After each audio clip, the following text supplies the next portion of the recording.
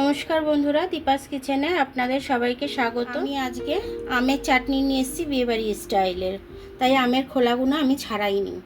তার জন্য আমার মশলা হিসাবে 5 ফোড়ন আমি একটু দিয়ে দিলাম, একটা শুকনো লঙ্কা ফোড়ন দিয়ে দিলাম ছিঁড়ে।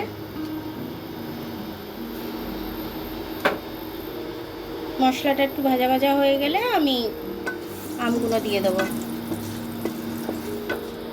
5 ফোড়নের একটা সুন্দর গন্ধ বেরোচ্ছে, এবার আমি আমগুলো দিয়ে দেবো।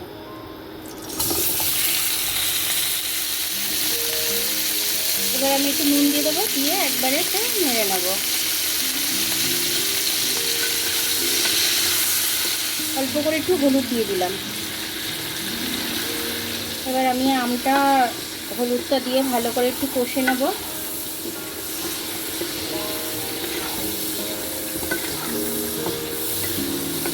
গরমকালে এরকম চাটনি খেতে ভাত দিয়ে খুব ভালো লাগে, পাঁপড় দিয়ে খেতেও খুব ভালো লাগে।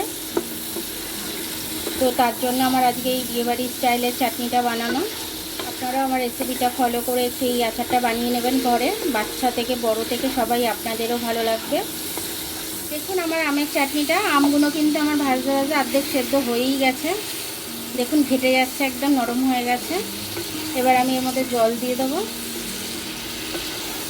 যেরকম রাখতে চাইবো ঝোল আমি সেরকমই জলটা দেবো আমি।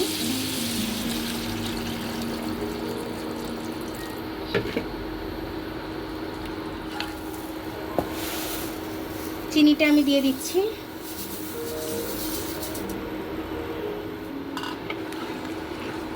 এবার আমি এটা নেড়ে দেবো, নেড়ে দিয়ে এবার আমি চাপা দিয়ে দেবো। আমি হাই ফ্লেমেই রাখলাম, কারণ আমার আমটা তো সেদ্ধ হয়ে গেছে, ওই জন্য হাই ফ্লেমেই রাখলাম। চাটনিটা খুব সুন্দরভাবে হয়ে গেছে, মোমের মতো গলে গেছে একদম আমগুলো আমার, আর খুব টেস্টি খেতে হয়েছে। গন্ধটা খুব সুন্দর ছাড়ছে একদম বিয়েবাড়ির মতো, একদম বিয়েবাড়ি স্টাইলের চাটনিটা খুব সুন্দর হয়েছে। এবার আমি নামিয়ে নেবো এটাকে।